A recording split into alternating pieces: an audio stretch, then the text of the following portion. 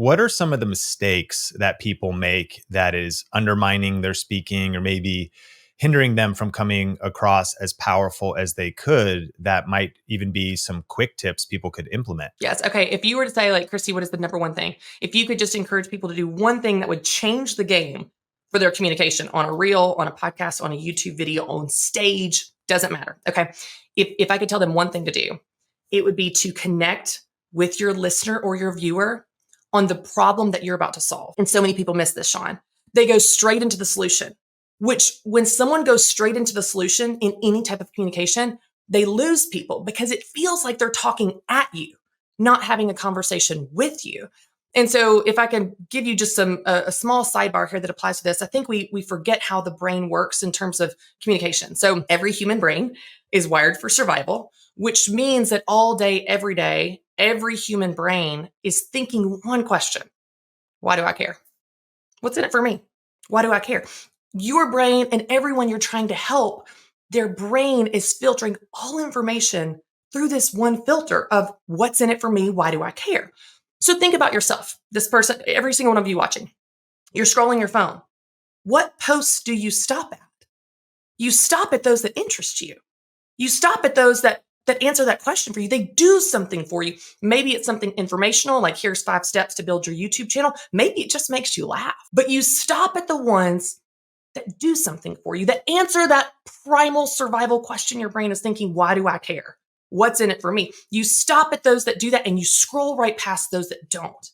So if you want to create content on YouTube, on a podcast, on a stage, in an email, it doesn't matter. This is the most basic, most important thing you need to do. You need to start by connecting with them on why they should care. So what that means is you set up the problem you're about to solve with your 5 steps.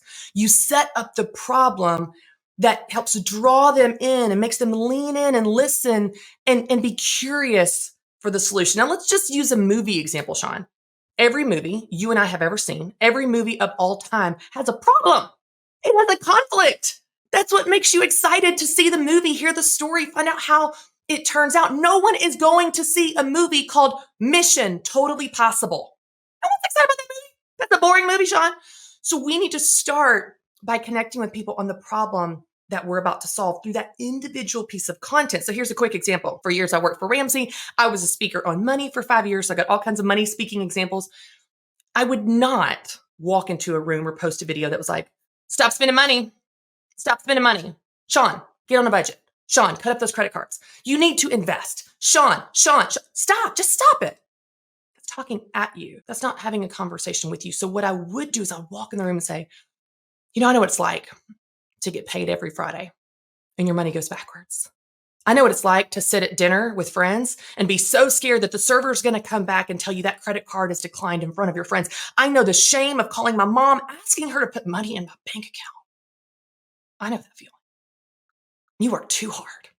You work too hard. Do you feel that? When you connect with people on the problem you're about to solve, they lean in and go, I feel that. I care now. Tell me, Christy, how to budget. Tell me how to invest. Tell me how to cut up my credit cards.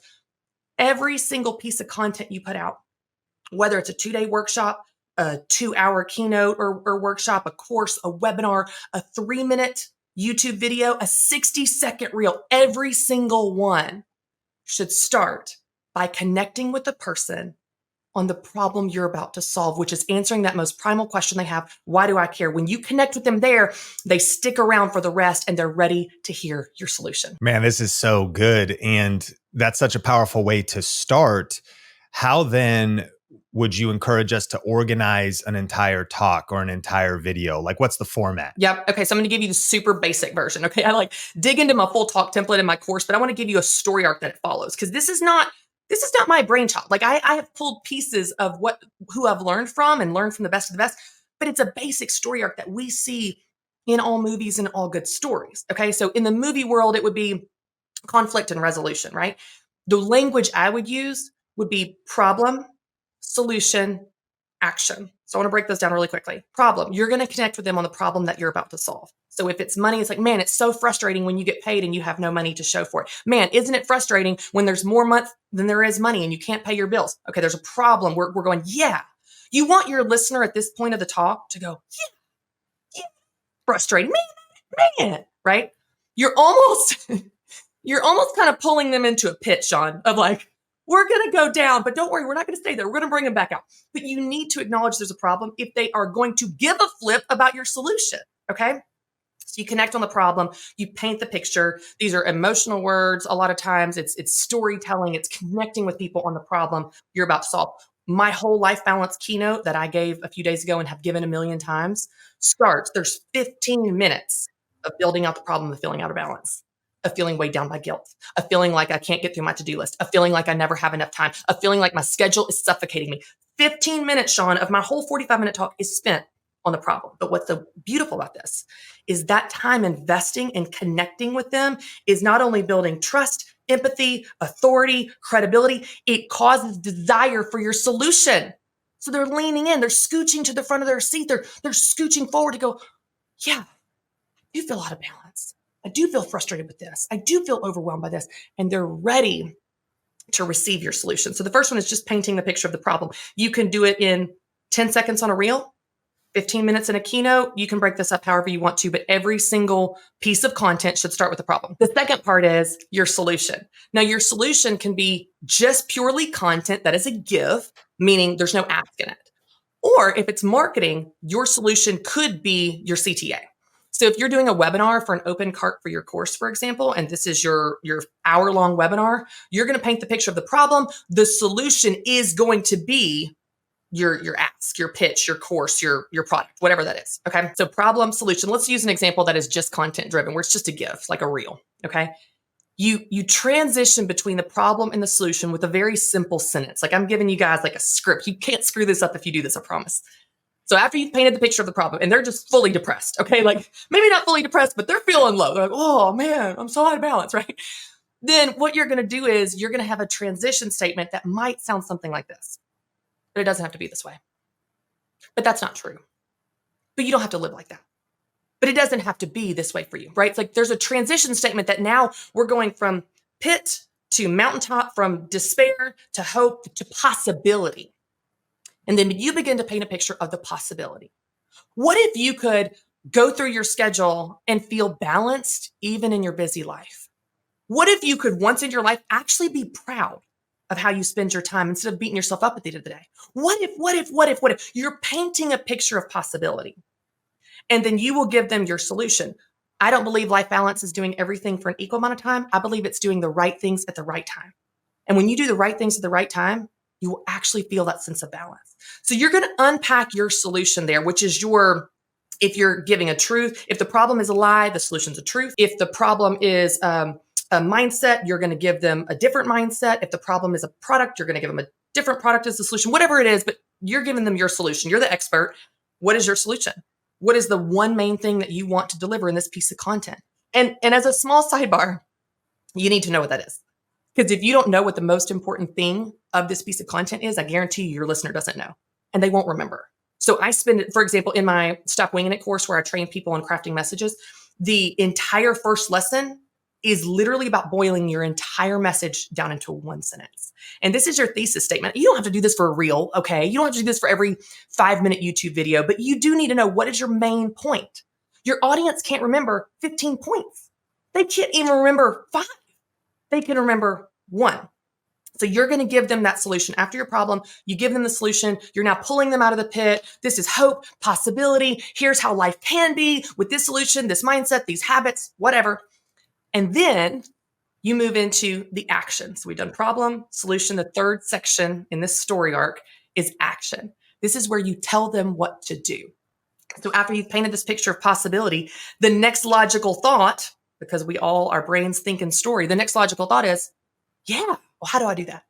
Yeah, I want to be balanced. How do I do that? You can even say that in your transition. You can say, so you're probably thinking, yeah, I want to do that. How do I do that? I'm going to give you 5 steps. I'm going to give you 3 steps. I'm going to give you one thing you need to do today. This is where you move into the action part of your content. And you need to have action in your content. There should never be a piece of content that goes out. And this is a bold statement, but I'm going to say it, Sean. I'm going to say it. There should never be a piece of content that goes out that does not have an action. And it doesn't have to be a call to action of a sale or an offer or a pitch. It just needs to be action, application of what you've taught. And the one caution here is that because you live in this content daily, you undervalue the actions. But your audience doesn't live in this content daily. Do not assume they know how to apply your content. They are tired, busy, distracted, and they're about to start scrolling. Tell them exactly what to do. Step 1, set up a budget. Step 2, step 3. It could be so basic. Let's say you have a talk on community. Step 1, set up a Facebook group. Step 2, for example, one of my resources is the Speaking Business Starter Kit, and that's a part of my course called Start Getting Booked. And one of the a whole step that I spend time on, Sean, is you need a place for people to book you as a speaker. And I was like, I know it's rocket science, people. All of you guys are going, this is not earth strategy, but you don't have a process on your page for people to book you as a speaker. And if you want to get booked, you need like a path, you need like a form. You need a place for them.